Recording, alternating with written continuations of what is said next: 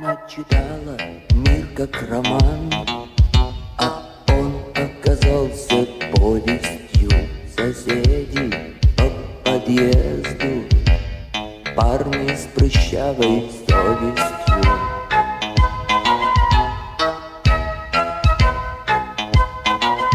Прогулка в парке без дога может стать тебе слишком дорого. Мать учит наизусть телефон морга. Когда ее нет дома слишком долго.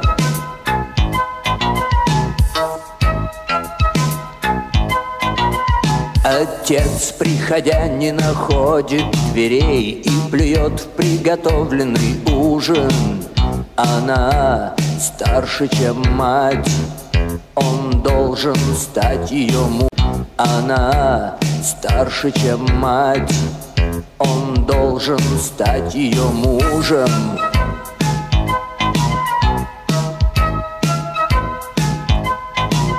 Первый опыт борьбы против потных рук приходит всегда слишком рано.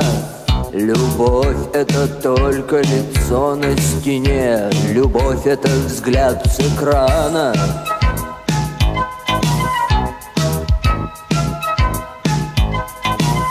Ален Делон говорит по-французски. Ален Делон говорит по-французски. Ален Делон не пьет одеколон.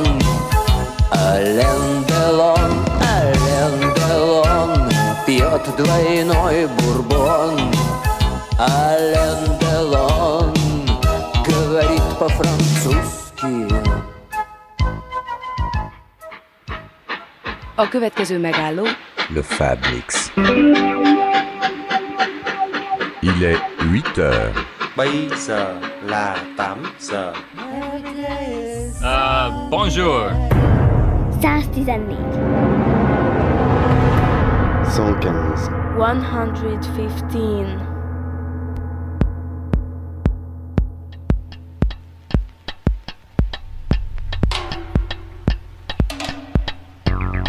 Бомба приближается к точке взрыва. Высота 4000 метров. Осталось 3 секунды. 2, 1, 0.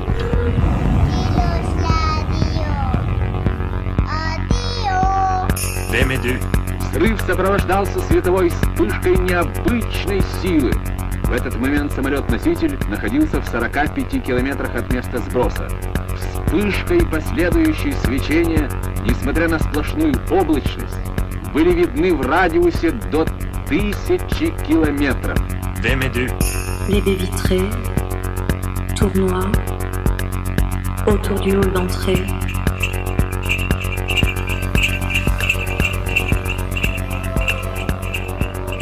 Calico, ecco.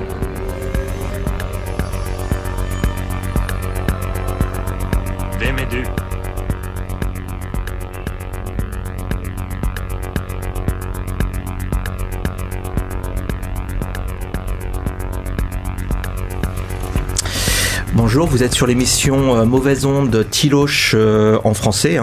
Aujourd'hui, ce sera une émission spécialement sur la question des réfugiés russes, ceux qui refusent de rester sous le régime de Poutine ou qui refusent de participer à la guerre et qui sont ici en Hongrie ou en Serbie.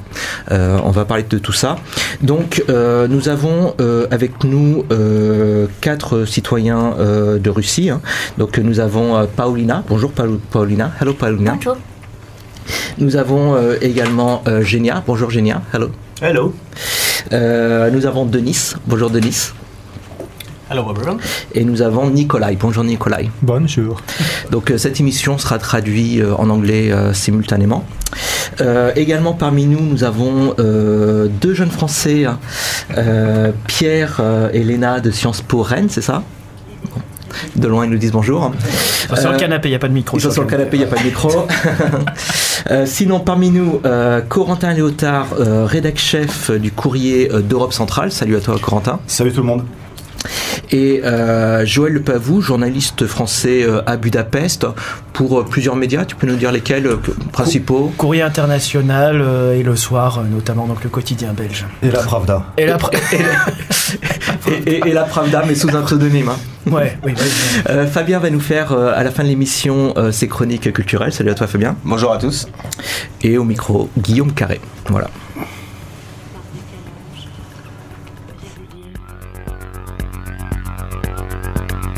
Le temps réel n'existe plus. Je penche près de vous indéfiniment. Je penche près de vous indéfiniment.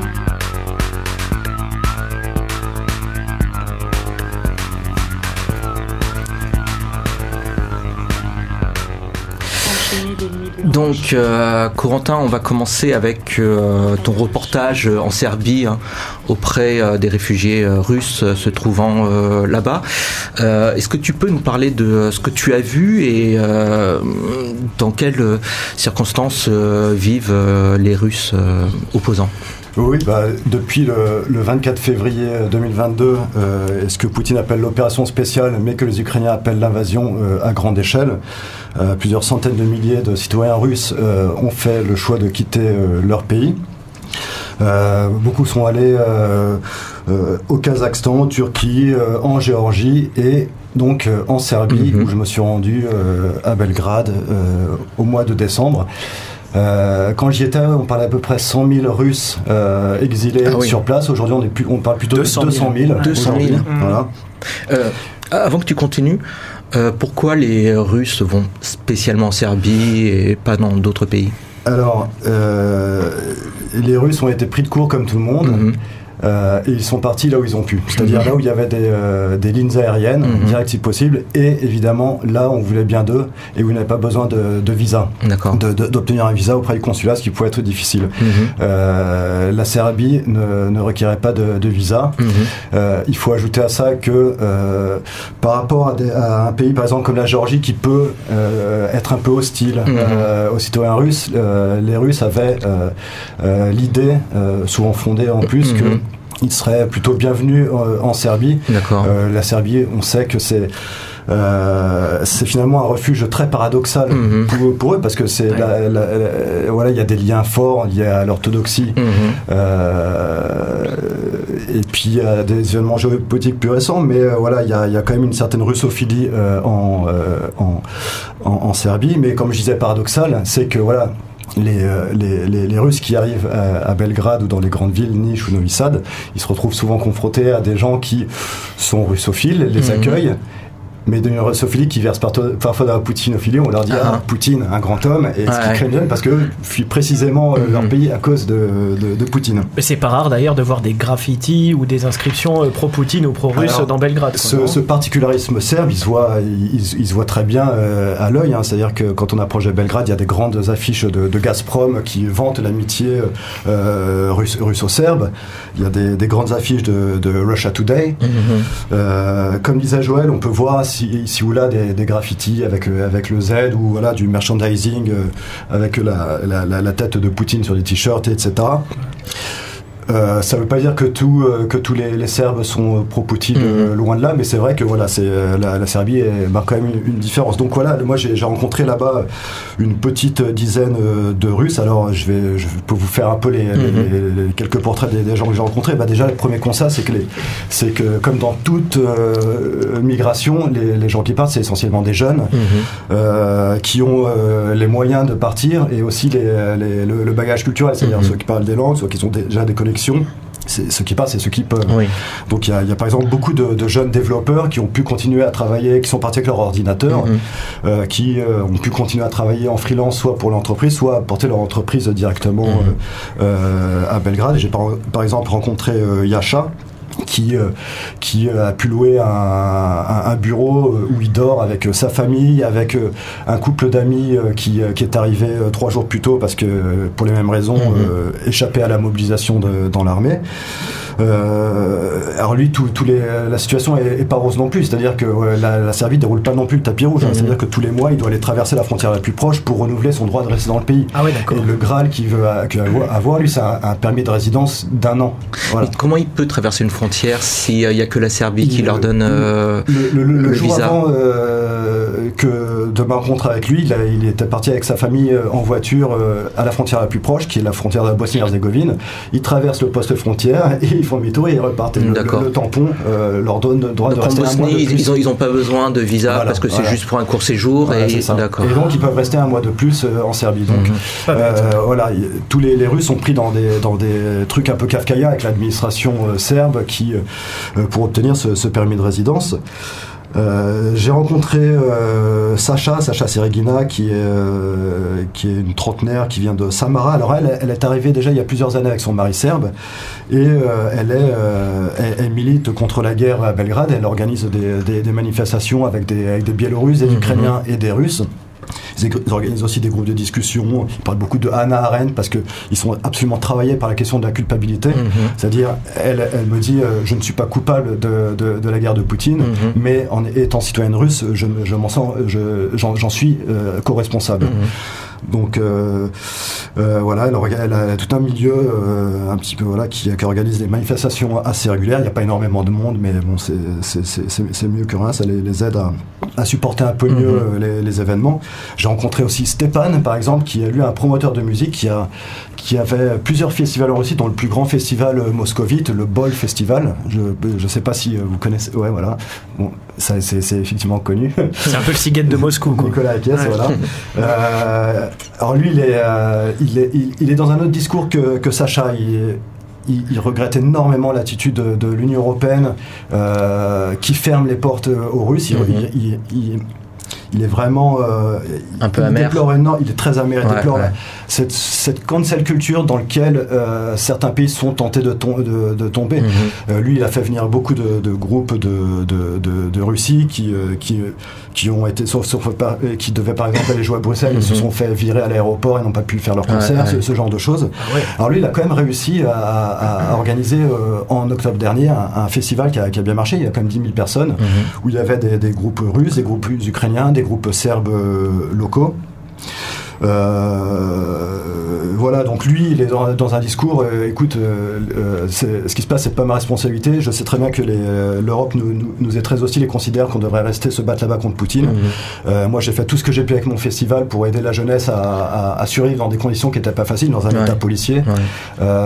Donc, j'ai fait ma part. On va d'ailleurs parler un petit peu plus tard, justement, de cette attitude. Non, t'as très très très paradoxal de l'Union européenne qui à la fois indirectement fait la guerre à Poutine et en même temps n'accueille pas comme elle devrait les réfugiés, ceux qui fuient ce régime, quoi. J'ai rencontré aussi Anya, qui est une artiste peintre qui elle vit vraiment dans une petite maisonnette sans un sou. L'arrivée massive des Russes a fait doubler le prix des loyers en un an à Belgrade, donc ça crée des tensions locales. Et par exemple, le loyer d'Anna a doublé, elle ne sait pas comment faire le mois prochain pour... c'est vraiment la misère. Elle est engagée dans des combats quotidiens de rue où elle fait par exemple des graffitis d'une poétesse ukrainienne très célèbre dont j'ai oublié de noter le nom, qui sont recouverts par des groupes fascistes locaux, voilà, ce genre de choses. Ensuite, moi, j'ai rencontré ce milieu-là. Anya, elle me disait attention, dans les Russes qui sont ici, il y a beaucoup de... Bon, ce qu'elle me disait de salopards, moi je ne reprends pas le mot à mon compte, mais voilà, il y a de tout. Il y a des gens qui sont militants anti-guerre comme nous, il y a des artistes, Il y a des jeunes qui veulent simplement, qui ne veulent pas aller à l'armée. Il y a des gens qui fuient la situation économique, qui disent dans ce contexte de guerre, mon entreprise elle est mieux ailleurs. Il y a aussi ils croisent des Russes qui sont pro-Poutine là-bas. Ils se sentent pas forcément hyper en sécurité. Donc voilà, il y a un peu tous les. Et ces pro-Poutine, pourquoi ils fuient le pays? Juste parce que eux individuellement ne veulent pas être mobilisés ou Je pense que là c'est surtout des considérations économiques, c'est-à-dire que voilà, leur entreprise elle serait mieux dans un pays qui n'est pas engagé dans une guerre. Tout à fait. Et tu nous parlais de leurs problèmes de survie au quotidien. Généralement, ces réfugiés russes, de quoi ils vivent? Juste de leur travail pour ceux qui ont la chance d'avoir un travail, ou il y a des aides de l'État serbe? Non, il n'y a pas d'aide de l'État serbe. Ceux qui sont arrivés, c'est qu'ils savaient qu'ils pouvaient subvenir à leurs besoins au moins un certain temps. Beaucoup sont dans les technologies de l'information, les métiers d'internet. Les informaticiens. Donc ils peuvent faire du télétravail. Des développeurs, des freelances, etc. Il y a aussi beaucoup de grosses entreprises serbes qui ont bougé leur bureau directement à Novi Sad, à Belgrade ou à Niš, et qui emploient beaucoup de personnes. D'accord. Donc voilà, c'était ce que je pouvais dire alors 200 000 aujourd'hui Russes à Belgrade, mais il y en a aussi quelques-uns qui vont ailleurs, dont en Hongrie. Et avant qu'on passe à ça, excuse-moi, j'avais une dernière question qui m'a échappé. Les Russes qui sont en Serbie, j'ai entendu plusieurs témoignages qui se sentaient un petit peu piégés dans le pays. Ceux que tu as rencontrés, quelles étaient leurs perspectives? Ils espèrent de la Serbie pouvoir rentrer dans l'Union européenne, ou qu'est-ce qu'ils espèrent en fait? Écoute, par exemple, lui, Yasha, il me dit, Yasha et Anya, ils m'ont dit tous les deux quand on est arrivé à Belgrade, on a respiré l'air de la liberté, parce que ici, c'est vrai qu'on est dans un état qui est quand même semi-autoritaire, la Serbie de Vučić. Ouais, c'est pas non plus la joie, mais c'est quand même. Je cite Anya, on a quand même ce qui ressemble à une vie à peu près normale. Sachant que elle se verrait bien partir, elle voit ça un peu comme un sas et partir ailleurs, soit dans l'Union européenne, soit même en Amérique du Sud. Enfin, elle sait pas trop. Lui, Yasha est très content de Belgrade, ils sont très bien là-bas, et pour le moment ça va. Mais pour beaucoup, en fait, c'est une étape, et en fait, quand on leur demande quelles sont les perspectives, tu te vois où dans un an? Il me dit, mais déjà dans un mois, je sais pas quoi. C'est fou parce que ça rappelle exactement en fait ce que disaient les réfugiés, notamment en 2015, et aussi ceux qu'on avait rencontrés avec toi, Corentin, notamment au mois de septembre ou pendant l'été, qui effectivement la Serbie, c'est une étape pour de nombreux réfugiés, qui soient justement d'Afrique du Nord ou du Moyen-Orient, ou aujourd'hui russes à cause du conflit, et c'est vrai que la Serbie est devenue vraiment un genre de sas, soit vers l'Union européenne, l'Allemagne par exemple, enfin en passant par la Hongrie, ou même un peu plus loin pour ceux qui, comme Anya par exemple, voyagent jusqu'en Amérique du Sud, quoi. D'accord. Maintenant, on va voir le témoignage de Nikolai. Je vais juste leur expliquer en anglais très rapidement ce qu'on a dit. So, we were talking about the situation of a Russian refugee in Russia, talking about the paradox of the situation in Serbia. Sorry. Talking about the paradox that somehow they're safe in Serbia, but somehow a lot of the public opinion in Serbia is pro-Putin, so not really welcoming the Russian people, and also most of them live in very difficult situation in Serbia, and they hope to maybe leave the country to European Union or to North America or South America. Nikolai, could you tell us about your own story? Donc je demande à Nikolai de nous parler de son parcours individuel, de son itinéraire. First of all, thank you very much for giving me a chance to have this talk here. Okay. Donc Nikolai nous remercie de l'avoir invité. Yes, I am currently visiting researcher at the university where I used to study in Budapest. Donc Nikolai est chercheur invité, oui, dans l'université où il travaille à Budapest, où il a étudié à Budapest. I arrived here 2 months ago to avoid consequences that were caused by mobilization in Russia. Donc il est arrivé ici à Budapest il y a 2 mois pour éviter les conséquences liées à une potentielle mobilisation. It's quite a long story of how I was getting here, and I guess we should start from the very beginning. Donc c'est une assez longue histoire, mais on va commencer depuis le début. From September, when mobilization started. Depuis septembre, là où a commencé la mobilisation. Immediately after the mobilization began, I was aware of threats that I am facing now. Donc immédiatement après le début de la mobilisation, il était au courant qu'il était menacé d'une certaine façon. C'était déjà au mois de septembre. Au mois de septembre. And back then I was living in St. Petersburg, even though my hometown is a smaller city in western Russia. Donc à l'époque, il habitait à Saint-Pétersbourg, même si sa ville d'origine est une ville plus petite à l'ouest de la Russie.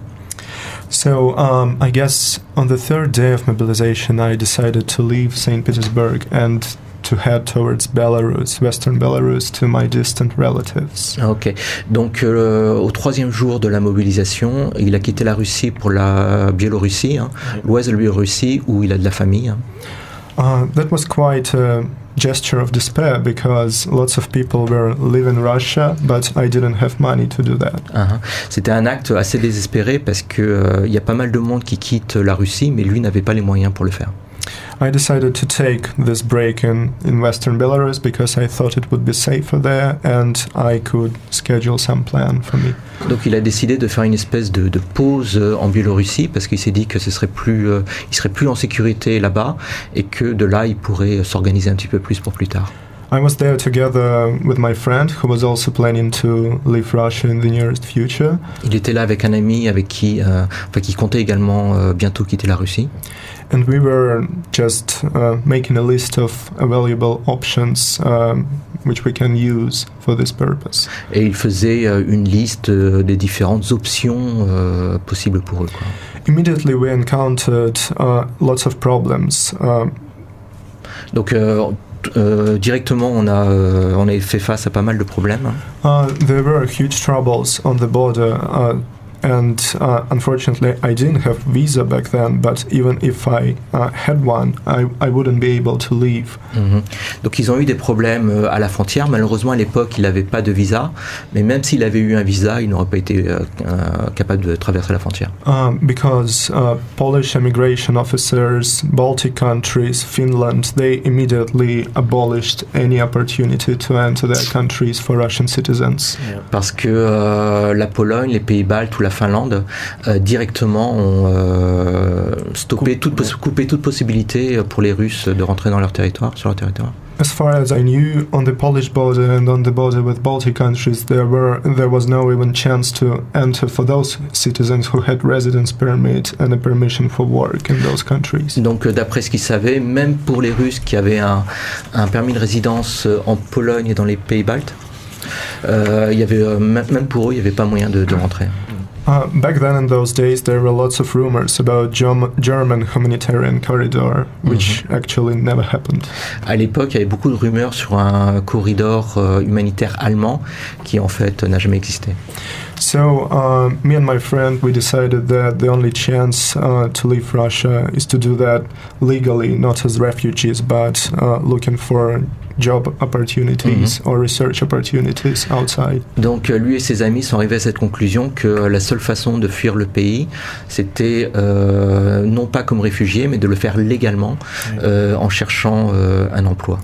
That was how I came up with an idea of applying for a research project at the university where I used to study a few years before that.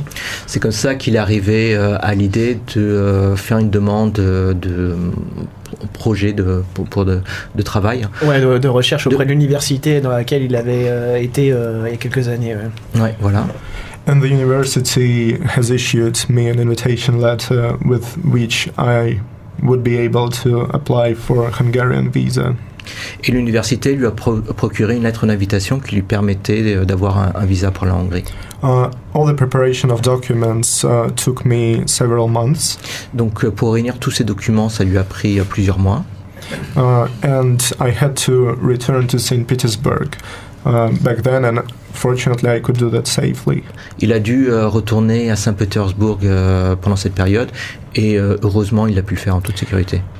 It is necessary to understand here that the whole situation with mobilization in Russia back then was very chaotic. Il faut comprendre qu'à l'époque, donc on est à l'automne de l'année dernière, toute la situation concernant la mobilisation était extrêmement chaotique. And after I got to St. Petersburg, I tried to maintain a low level of publicity, not to appear in public places and not to use social network. Donc à Saint-Pétersbourg, il a fait profil bas, il s'est fait vraiment discret, il a essayé de ne pas utiliser les réseaux sociaux. Because in Russia now there are lots of face recognition technologies borrowed from China, which government actively use. Donc, pardon, il a essayé de ne pas utiliser les transports publics, hein, parce que en Russie, ils utilisent des technologies de reconnaissance faciale. Empruntées à la Chine. Those technologies are used to recognize people who had been taking part in anti-war protests back then in February, and I was one among them. Donc, ces logiciels de reconnaissance faciale permettent de reconnaître les personnes qui ont participé à des manifestations, et lui-même a participé à des manifestations dans le passé. Manifestation contre la guerre en février. Contre la guerre en février, Yeah, so I was quite successful in applying for visa, and fortunately I could leave Russia officially, and I did that in September, but it took me quite a long trip to get to Budapest. Donc heureusement pour lui, il a pu avoir les papiers nécessaires pour quitter Saint-Pétersbourg en septembre, mais quand même, ça a été un long voyage pour arriver ici à Budapest. I went to my hometown, which is in the western border, and then I traveled to Minsk, and only from Minsk I could have a flight to Istanbul, and then from Istanbul to Budapest. D'accord. Donc il est allé dans sa ville natale qui est à l'ouest de la Russie. De là, il est parti à Minsk, la capitale de la Biélorussie. Il est parti en Turquie et à Istanbul, et d'Istanbul, il a pu rejoindre Budapest. And I remember that costed something like 600 euros. Ça lui a coûté 600 euros, qui pour un Russe, enfin pour les gens qui vivent en Russie, c'est beaucoup. Ouais. Yeah, okay. And I should mention that I was quite fortunate to do that because the prices grew extremely in that period of time, and I somehow managed to get quite reasonable price for my tickets. Donc il a eu de la chance dans son malheur parce que les prix des billets d'avion ont explosé après ça, et finalement il a eu de la chance de trouver un prix qui est relativement bas, raisonnable par rapport à ce qui se pratiquait après, quoi. Ouais. I guess that makes the whole story, but if you have any further questions, I would be glad to answer them. Moi, je voudrais demander à Nikolai ce qu'il sait aujourd'hui de la situation en Russie au regard de la mobilisation, s'il a personnellement des amis qui sont menacés d'être incorporés dans l'armée, ou qui le sont déjà, ou qui sont en train d'essayer de choisir des voies pour sortir du pays. Okay. So, what do you know about the current situation in Russia, and do you have some friends who are implicated in the mobilization, and what do you know about that? I know that lots of people have left country, and most of my friends have left country. Most of my male friends have left country due to these reasons, and now they're mostly in Armenia, Georgia, Kazakhstan, or other neighboring countries. Donc il sait que beaucoup de gens, beaucoup de jeunes, enfin d'hommes ont fui le pays. Beaucoup de ses amis ont fui le pays pour des anciennes républiques de l'Union soviétique comme l'Arménie, le Kazakhstan, etc. La Géorgie. La Géorgie, oui. I know that the government is making official statements currently about the situation, claiming that the second wave of mobilization is not expected. But even the first wave was not expected, and the war was not expected too. So. Donc le gouvernement fait des déclarations disant que on ne doit pas s'attendre à une seconde vague de mobilisation. Mais Nikolai nous dit que la première mobilisation n'était pas annoncée non plus, et la guerre elle-même n'a jamais été annoncée à l'avance. Currently, the people who are trying to follow the situation, they're trying to follow the fates and stories of those 300,000 of people who were actually mobilized and dispatched to Donbass and Ukraine. Bon, en fait, c'est surtout à propos des il y a 300. Ce qu'on sait aujourd'hui, c'est qu'il y a à peu près 300 000 personnes qui sont mobilisées, notamment dans le Donbass et en Ukraine. Après, les contours de la mobilisation restent flous, parce qu'on sait qu'il y a une première vague de mobilisation, mais aujourd'hui, on est un peu dans l'expectative pour savoir s'il y en aura une autre, quoi. Ouais. Et on va en discuter également avec Genia. En fait, c'est pas très clair qui peut se retrouver sur le front. C'est pas très clair tout ça. Moi, j'avais juste une question pour Nikolai. Est-ce que tu parviens ou est-ce que tu peux garder contact avec tes proches, parce que tu parlais de tes amis qui sont un peu dispatchés partout, notamment dans les anciennes républiques soviétiques, mais est-ce que tu peux encore garder le contact avec vraiment ta famille proche et la tenir au courant de ta situation, quoi? So Nikolai, can you keep in contact with your relatives, either your relative in Russia or friends of yours who moved to a former Soviet republic? Yeah, sure. I'm constantly in contact with my parents, with my relatives, and with my friends. Donc, oui, bien sûr, il est en contact permanent avec ses parents, proches, ses amis, sa famille et ses amis. Ouais. And I guess my primary source about the situation in Russia are my parents who remain there still. Donc, une de ses sources principales d'information par rapport à la situation en Russie, ce sont ses parents qui sont toujours là-bas. But the paradox is that they do not know more than we do. Mais le paradoxe, c'est que bien qu'ils soient là-bas, eux-mêmes ne savent pas vraiment ce qui se passe. Ils n'en savent pas plus que nous. Ils n'en savent pas plus que nous, quoi. Ouais. Très bien. Ok. Peut-être que Joël, tu peux, avant qu'on passe la parole à Paulina, Denis et Genia, peut-être que tu peux nous parler un petit peu de la Hongrie et quelle est l'attitude de Viktor Orban, de ce gouvernement face à Monsieur Poutine.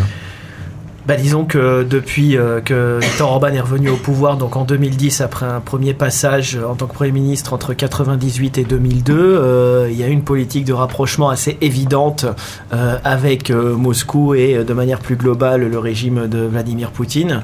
La Hongrie s'est engagée dans un chantier à long terme pour moderniser la centrale nucléaire de Paks, qui est la seule centrale nucléaire, un chantier à long terme pour moderniser la centrale nucléaire de Paks, qui est la seule centrale nucléaire de Hongrie et qui est rénovée par le géant russe Rosatom. Avec des contrats secrets. Avec des contrats secrets jusqu'en je sais même plus quelle date, mais en tout cas une espèce de chantier au contour extrêmement flou. Et aujourd'hui, malgré les difficultés, les obstacles qu'il peut y avoir dans le projet, le gouvernement hongrois s'accroche à l'idée que ce soit Rosatom qui assure, qui mène la modernisation de la centrale de Pakchabien.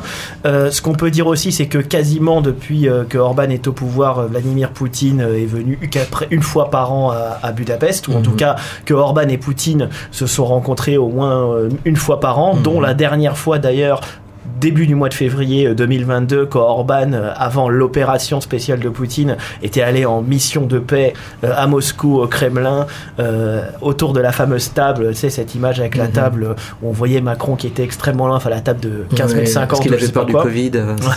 Bref. Et ce qu'on peut dire aussi, c'est que la Hongrie, ou en tout cas Budapest, accueille depuis quelques années maintenant le siège de la Banque internationale d'investissement, qui était un peu l'ancienne caisse des pays du Comecon, hein, donc le pacte en quelque sorte économique entre l'Union soviétique et les anciens satellites.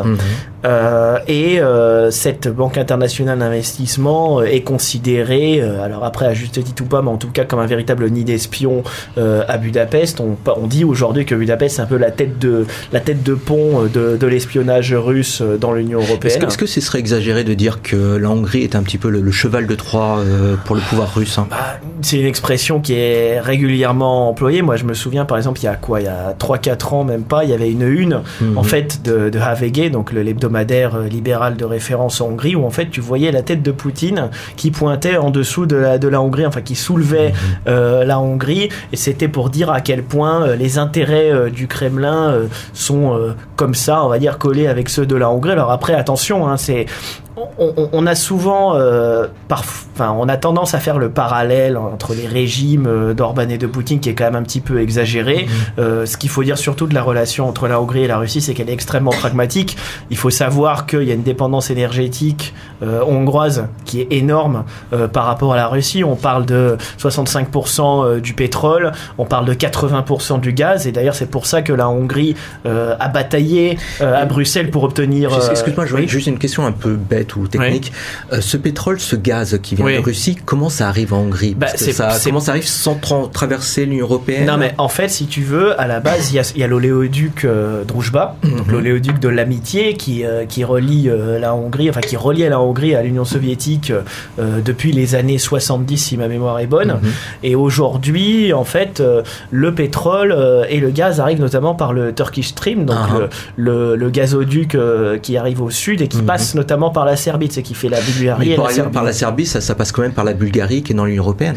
Certes, mais en tout cas, c'est l'un des principaux moyens par lequel arrive l'énergie russe, et le gouvernement s'accroche à cette énergie qui est soi-disant peu chère, mais en fait, au mois de janvier, le portail économique G7, donc G7, révélait que en fait, la Hongrie payait son énergie bien plus cher que la moyenne des pays de l'Union européenne. Donc l'argument financier sur l'énergie russe n'est pas cher et complètement fallacieux. C'était plutôt politique en fait. C'est complètement politique. Et puis là, j'allais dire, en fait, c'est un peu caractéristique de ce truc d'Orban de vouloir essayer d'avoir des amis un petit peu partout, de cette fameuse danse du pan, comme on dit, la peacock dance, qu'il entretient à la fois entre ce balancier entre l'Union européenne et la Russie. Toujours est-il que Viktor Orban a voté, enfin en tout cas la Hongrie a toujours voté les 9 paquets de sanctions qui ont été présentés à la Commission européenne, alors même que toi et moi et Corentin et ceux qui sont autour de cette table voient les fameuses affiches qui aujourd'hui dénoncent sans vergogne les sanctions et disent que 97% des Hongrois, ce qui est complètement faux statistiquement, sont contre les sanctions. Bref, il y a aussi, ça ce sera mon dernier point, un espèce de différent qui est assez important entre la Hongrie et l'Ukraine. Il faut quand même savoir que lorsque Viktor Orban a été réélu pour la 4e fois de suite, il avait désigné une liste d'ennemis contre lesquels il avait réussi à remporter l'élection envers et contre tout, et parmi ces ennemis il y avait le président ukrainien, alors qu'il n'avait pas cité nommément, mais tout le monde savait qu'il parlait de Volodymyr Zelensky, et il y a ce point de discorde notamment linguistique et sur le traitement de la minorité hongroise en Transcarpathie, donc la région frontalière donc entre l'Ukraine et la Hongrie. Et aujourd'hui Orban, son credo, c'est de plaider un cessez-le-feu immédiat et des pourparlers de paix, mais on sait très bien que en fait les pourparlers de paix qu'il plaide, ça reviendrait non seulement à permettre à la Russie de conserver le contrôle des régions séparatistes qu'elle avait déjà, donc Donetsk et Luhansk, mais aussi de prendre les régions du sud, notamment vers Mykolaiv et Kherson. Juste avant de passer la parole à Corentin, juste une question pour toi, Joël, excuse-moi. Oui. Est-ce que tu penses que le gouvernement d'Orban s'est un petit peu piégé, parce qu'au début de la guerre, en gros, sa logique c'était être du côté du plus fort, qui était la Russie, et on voit que dans cette guerre, c'est peut-être pas la Russie qui sera la plus forte. En fait, ça se passe exactement comme tu dis, c'est-à-dire que Orban, lui, ce qu'il imaginait, c'est que la guerre allait se finir en 3 semaines. Alors, avec ou pas la mort de Zelensky, bon, peut-être, mais ce qui était sûr, c'est qu'il pensait que comme la Russie est beaucoup plus forte, ou en tout cas il imaginait la Russie beaucoup plus forte et l'Ukraine beaucoup moins résistante qu'elle n'est aujourd'hui, et il pensait que le conflit serait réglé rapidement et que on devrait négocier une solution, qu'on appelle ça un traité de Minsk 2 qui suivrait les accords de Minsk de 2015, mais ça ne s'est pas produit. L'Ukraine a résisté, a tenu tête, l'Union européenne a suivi derrière, les Américains envoient des armes, et là où Orban en fait essaye de faire valoir sa propre position, c'est par son refus de transmettre directement des armes à l'Ukraine, et aussi de laisser les armes passer transiter par le territoire hongrois. Aujourd'hui, en fait, on se rend compte que c'est un positionnement qui est un petit peu brinque-ballant, parce que mine de rien, il suffit en fait pour les armes de contourner par la Roumanie, et ça ne change pas grand-chose. Donc en fait, la Hongrie essaye encore une fois de rattraper un petit peu, je dirais, son positionnement, mais c'est vrai qu'aujourd'hui on se rend compte que malheureusement, comme plusieurs fois dans l'histoire c'est arrivé à la Hongrie, ils ont l'air de parier sur le mauvais cheval. Ouais. Excuse-moi Corentin, vas-y. Oui, alors Orban il est complètement piégé par cette guerre, parce que Orban, son credo depuis 2010, c'est d'avoir un pied dans l'Union européenne et un pied en Orient. Et la guerre en Ukraine a vraiment séparé, a agrandi le fossé entre l'Union européenne et l'Occident. Donc il est en train de faire un grand écart de plus en plus. C'est des échasses là, c'est plus du grand écart. C'est très, très inconfortable. Non, il y a deux choses qui distinguent vraiment la Hongrie d'Orban au regard du conflit en Ukraine. C'est que Orban partage le discours anti-occidental de Poutine. Alors ça, c'est quand même, c'est le seul en Occident, parce que la Hongrie appartient à l'Occident, à l'Union européenne et à l'OTAN. D'avoir un tel discours anti-occidental qui consiste à dire il y avait un peu la Pologne, l'avenir est à l'Est et l'Occident est en déclin, etc. Premier point. Et la deuxième chose, c'est que depuis sur ces 5 dernières années, la diplomatie hongroise est totalement alignée sur Moscou. À tel point, on l'a vu sur la question de la Bosnie-Herzégovine, dans le soutien aux Serbes de Bosnie-Herzégovine. On l'a vu récemment en Asie centrale, je crois que c'était au Kazakhstan, quand le président était confronté à des révoltes de rue. Peter Szijjártó, le ministre hongrois des Affaires étrangères, était à Minsk. Était lundi à Minsk pour plaider un dialogue avec la Russie. Donc ça me paraît vraiment les points les plus saillants. Je me souviens que la Hongrie avait presque soutenu la répression au Kazakhstan, si je ne me trompe pas. Bien sûr. Bien sûr. C'est hallucinant. Non, mais c'est clair et net. Et puis en plus, comme tu parlais de la Pologne à l'instant, il y a un gap qui s'est creusé entre la Hongrie et la Pologne. Et c'est vrai que cette guerre en Ukraine a entraîné une fracture assez importante de ce qu'on appelle le fameux groupe de Visegrad, qui d'ailleurs vient de fêter son 32e anniversaire. Et la Pologne et la Hongrie sont toujours les deux piliers, on va dire, politiques de ce groupe de Visegrad. Mais c'est vrai que sur la question de la Russie, il y a quand même une haine viscérale de la Russie en Pologne qui se confronte, on va dire, à la diplomatie du gouvernement Orban. Ce qui on a annoncé un peu à tort le chant du cygne de groupe de Visegrad. Alors c'est vrai que quelque chose s'est brisé, c'est clair et net. Ça les empêchera pas pour autant, de défendre pragmatiquement leur position à Bruxelles. Mais c'est vrai que Orban régionalement a perdu beaucoup de points, d'autant plus avec l'élection du nouveau président tchèque Petr Pavel, qui lui est résolument pro-occidental. Et le dernier espoir régional, d'Orban, c'est les élections slovaques anticipées qui se dérouleront à l'automne, où là le potentiel retour au pouvoir des deux on va dire populistes de gauche, Peter Pellegrini et Robert Fico, peuvent représenter un signe un peu plus avantageux pour Orban. Puis en plus, non seulement ils sont populistes et on va dire chantres de l'orbanisme, mais ils sont aussi quand même assez résolument pro-russes. D'accord. Mais comme tu disais, la Hongrie, encore une fois, a misé sur le mauvais cheval. En tout cas pour l'instant. So we're talking about the Hungarian connection with Putin's Russia, and how they're really not clear, and how they tried to please the European Union and still be on the side of Russia. Genia. Hi. Hello, Genia. So, you're living here in Budapest since quite a while. Donc, tu habites ici à Budapest depuis assez longtemps. Right. Could you tell us about your story, your situation? And I know that recently you were kind of in danger of being deported back to Russia. Donc, est-ce que tu peux nous parler de ton expérience ici à Budapest, de ton histoire? Et on sait aussi que récemment, tu as failli être expulsé vers la Russie.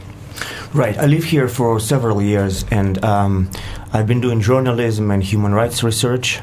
Donc je vis ici depuis quelques années, je travaille comme journaliste et je fais des recherches dans le domaine des droits humains. But this year, when my residence permit expired, was about to expire, I basically didn't have grounds to stay here any longer, so I was looking for other opportunities. Donc cette année, quand mon permis de résidence a expiré, est arrivé à expiration. Ouais, arrivé à expiration, j'avais plus aucune raison pour rester ici. Donc j'ai essayé de chercher d'autres options. Because I very much knew that with my history of political activism, it's better not to go to Russia now. Donc je savais très bien qu'avec mon passé d'activisme politique, il fallait mieux que je n'aille pas en Russie.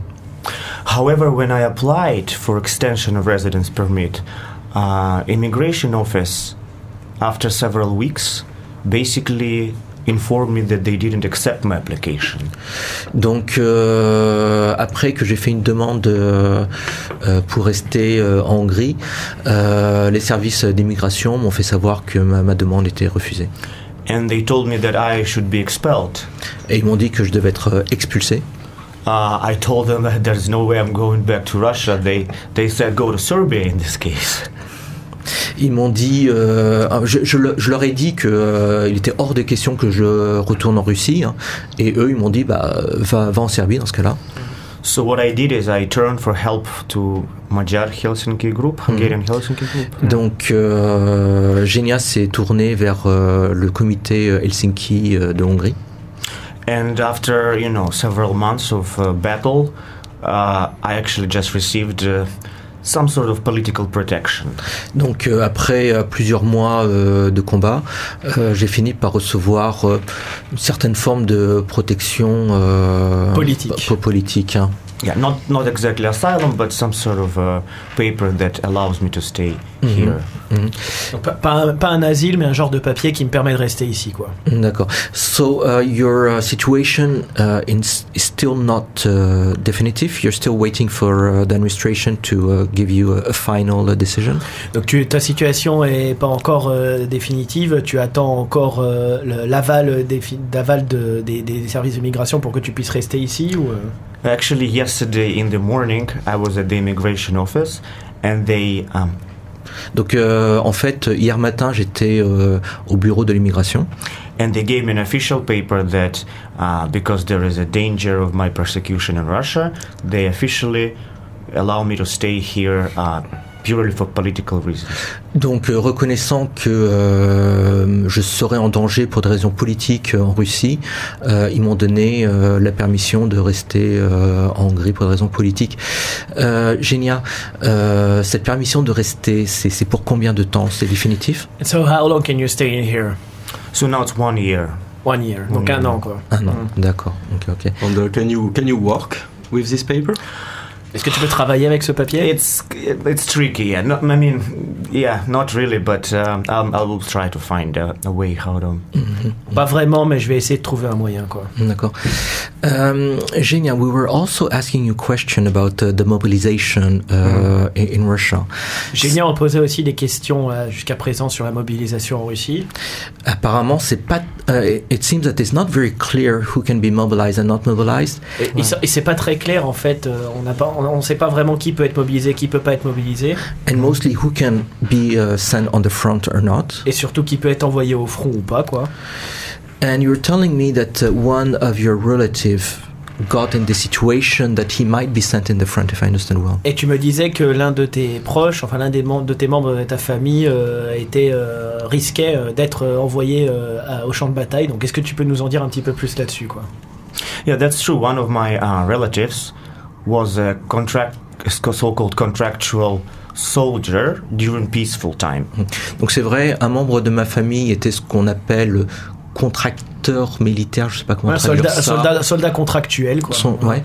En temps de paix, donc il s'attendait pas du tout à ce qu'une guerre éclate. Hein. He was trained to be a soldier, but of course he never thought that, that Russia would actually go to a real war. Donc il a eu l'entraînement pour être un soldat, mais en fait il n'avait jamais pensé que la Russie serait impliquée dans une guerre. So when his contract was finishing and the war was, already began, he wanted to just, disrupt the contract. Donc quand son contrat a pris fin et que la guerre a commencé, lui il a voulu mettre fin à son contrat comme c'était initialement prévu.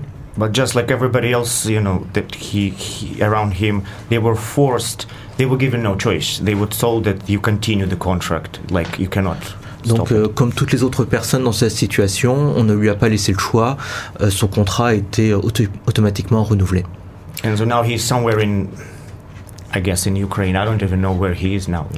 Donc, il sait même pas où il est exactement. Il doit être quelque part en Ukraine. And do you think he's directly on the front, or do you think he's in the rear? Est-ce que tu penses qu'il est directement sur le front, ou qu'est-ce qu'il fait en ce moment? Il est en arrière. Il est en arrière, pardon. Ouais. You know, they take away their telephones, so they're not allowed to contact family or anything. And so we just don't even know, maybe he's somewhere on the western border of Russia, or, we completely don't know. Ouais. Donc, ils leur ont pris leur téléphone, donc ils peuvent plus communiquer avec personne. Donc, ils ne savent pas du tout où il est. Peut-être qu'il est sur la frontière russe occidentale, on ne sait pas vraiment quoi. J'avais une question pour toi, Yevgeny. Je voulais savoir comment tu as vécu toute cette procédure qui a quand même duré des mois et des mois, et cette incertitude de savoir si tu allais, oui ou non, pouvoir rester. Est-ce que tu avais vraiment peur de rentrer en Russie, quoi? Let's say, like, emotionally, how did you go through this whole situation of being in danger of being sent back to Russia? Did you really fear being sent back in Russia? Like, was it something almost real? Well, I've lived in Hungary for years. Ça fait des années que je vis en Hongrie. But I know that politically it's a country which is kind of close to Russia. Mais je sais que politiquement c'est un pays qui est quand même assez proche de la Russie. On en a parlé, effectivement. So I got really scared because I thought, they're not going to accept a Russian political refugee here. Donc j'avais vraiment peur qu'ils refusent la présence d'un réfugié politique russe en Hongrie, quoi. But I need to say I was really surprised in a good way. Hungarian courts are independent. Donc j'ai été quand même surpris que le tribunal hongrois est indépendant. Donc on plaisantait en disant oui, il y en a peut-être encore un qui est indépendant, mais ouais. So a court here in Budapest overturned the decision of immigration office. Right. Donc la cour ici la cour de justice à Budapest, le tribunal est allé contre la décision de l'administration de m'expulser. Casser le verdict, quoi. D'accord. Can I contribute? Yes, of course. Because I think this is interesting because that works when you are applying to a court from within Hungary, but Hungary actually would never take political refugees from Russia. That's true. Donc c'est intéressant, cette cour de justice a rendu un jugement favorable à Genia, mais en général la Hongrie n'accepte pas les réfugiés. Maybe I'm going to ask now to Paulina and Denise, what is your experience here? I could start with Denise. Okay, so je vais demander à Paulina et Denis quelle est leur expérience ici à Budapest, et je vais commencer avec Denis. So Denis, you told me you're living here since quite a while. Donc Denis, tu vis ici depuis assez longtemps. Yeah, Denis. My name. Sorry, Denis. Yeah, that is correct. I live here since my childhood, basically. Donc il vit ici depuis son enfance. Denise, what is the situation of your relative in Russia? Like, do you have friends or that might be sent to the army? Denis, quelle est la situation concernant tes proches? Est-ce que tu as des membres de la famille qui peuvent être envoyés au front ou à l'armée? Yes, I have my father there. Mon père vit là-bas. And also I have some friends there. Aussi des amis. Who did serve in the Russian army, but they did the mandatory service. D'accord, donc ils n'ont pas servi dans l'armée russe, mais ils ont fait, je pense, le service militaire. Le service militaire obligatoire. Voilà, ouais. Yeah, my father probably is not going to be sent in due to the age. Donc mon père, vu son âge, a peu de chances d'être mobilisé. However, my friends, some of them technically can be. Mais par contre, certains de mes amis pourraient être concernés. But so far, it didn't happen as far as I know. Mais jusqu'ici, heureusement, ce n'est pas encore arrivé. Paulina, Oui. En français, s'il vous plaît. J'ai étudié le français à l'école, mais Oui. je suis oubliée. T'as oublié? D'accord, on va quand même traduire pour toi. Approche juste le micro. C'est mieux pour Prends toi. le micro avec Okay. toi. Voilà. So, Paulina, you arrived quite recently in Budapest, like in November 2022. Yes, right. Oui. I got a job offer. Donc- I got a job offer here in Budapest. Mhm. Donc, j'ai eu une D'accord. offre d'emploi à Budapest. Donc Paulina est arrivée ici en novembre 2022. But yet you came for a job offer. This is connected to the political situation in Hungary. Donc, Mais tu as reçu une offre d'emploi qui est quand même liée à la situation politique en Hongrie, quoi. enfin, ta venue est liée à la. Enfin, ta venue est liée à la situation Mm. politique, quoi. Ah, oui, d'accord. Yes, of course. For the last 4 years, I lived in St. Petersburg Depuis 4 ans, je vis à Saint-Pétersbourg and worked as a translator, as a teacher of foreign languages. et je travaille comme traductrice et professeur de langue étrangère. Also, I had my own little coffee shop. J'avais mon propre petit magasin de bar à café. Un café, quoi. Un café, oui, un café.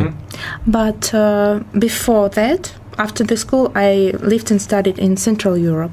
Mais avant ça, j'ai également vécu en Europe centrale. And it took me about 10 years. And Donc in j'y suis all- resté une dizaine d'années. And in all these years, I haven't faced any negative attitude due to the fact that I am Russian. Et pendant ces 10 années, j'ai jamais été confronté à aucune marque d'hostilité du fait que je sois russe.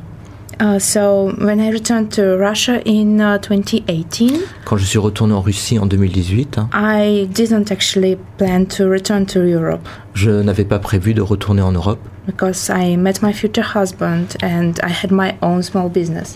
Parce que j'ai rencontré mon futur mari et j'avais ma propre petite entreprise.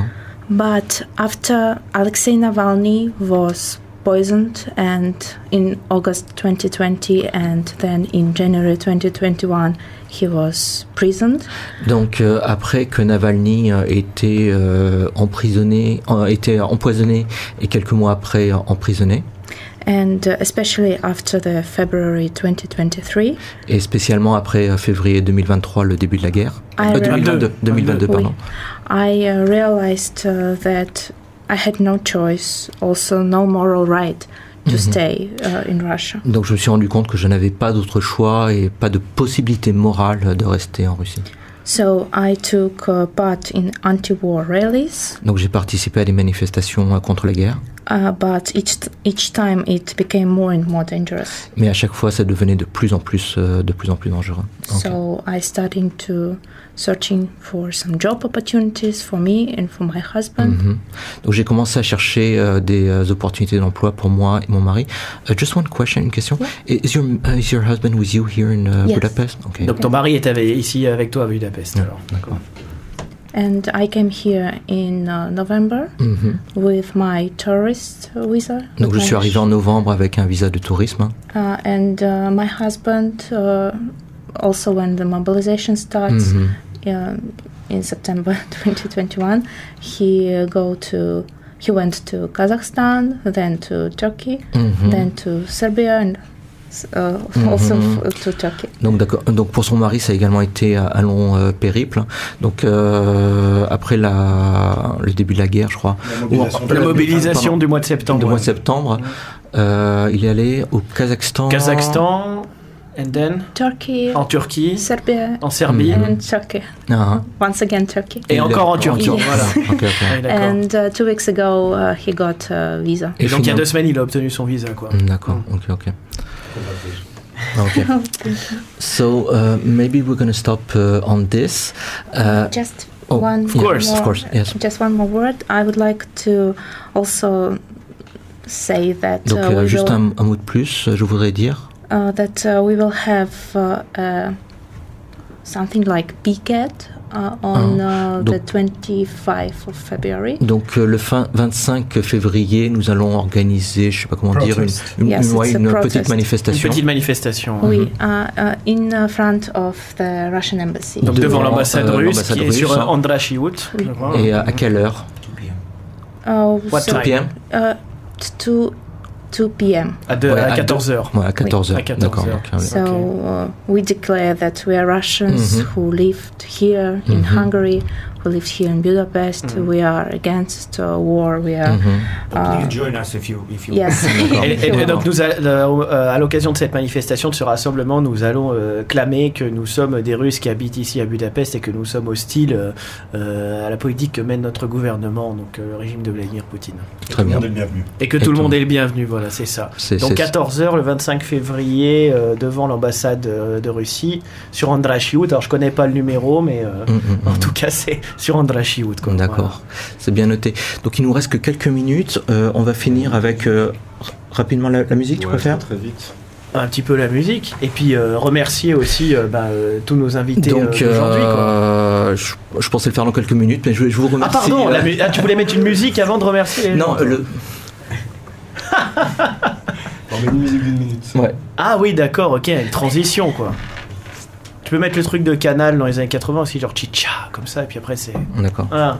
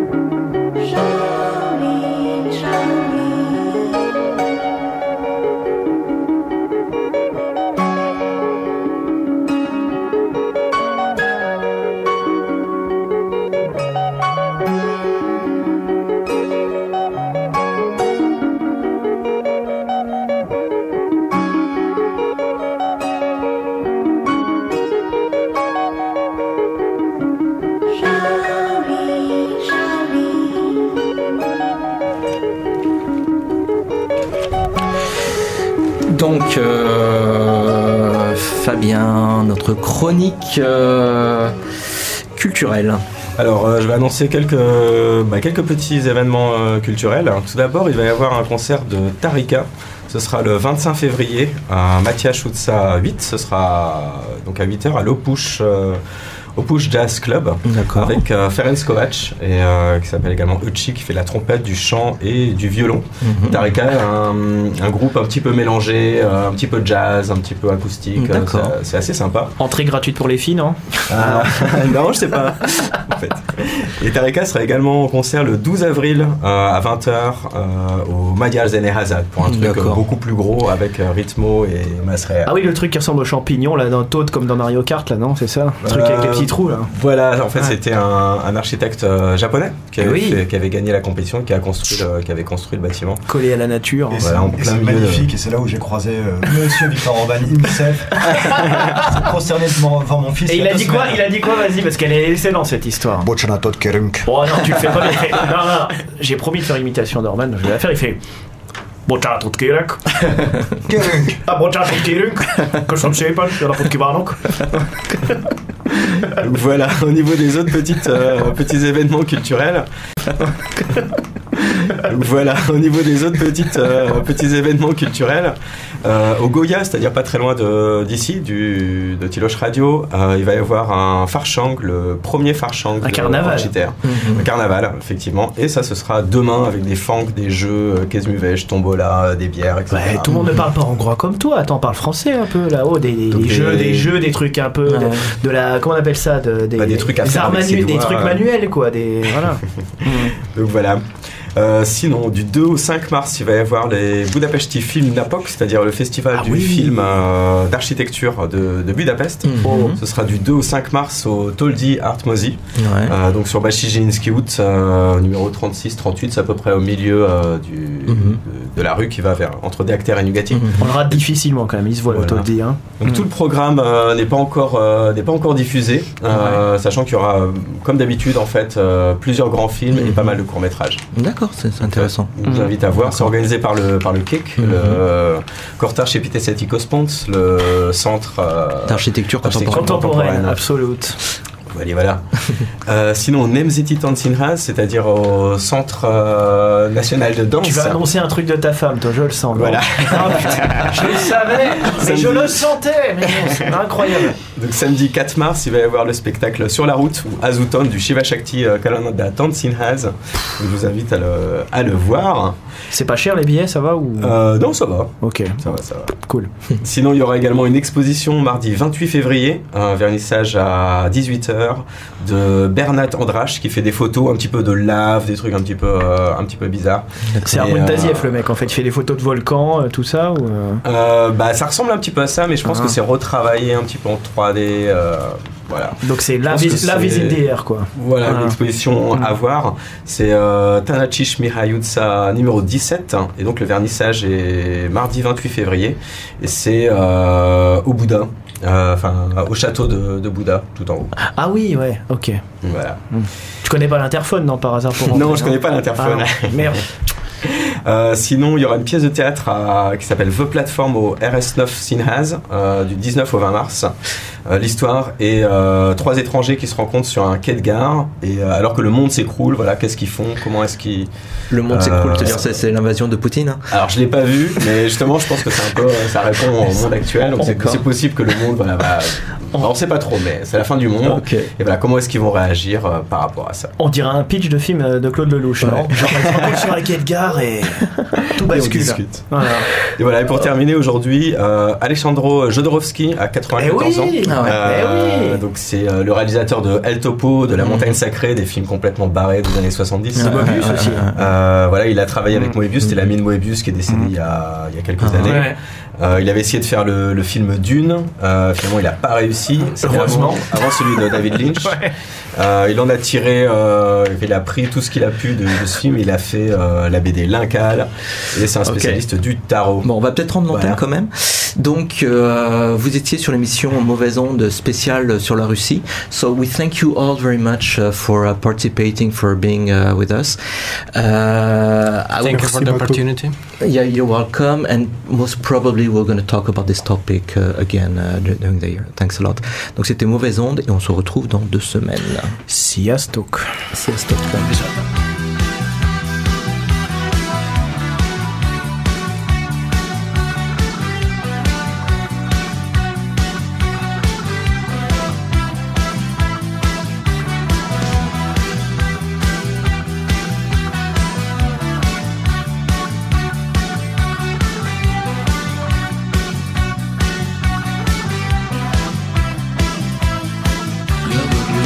Телевизор, я пишу тебе письмо про то, что больше не могу смотреть на дерьмо, про то, что больше нет сил, про то, что я почти запил, но не забыл тебя, про то, что телефон звонил, хотел, чтобы я встал, оделся и пошел, а точнее побежал, но только я его познать. A következő megálló Egyenes labirintus.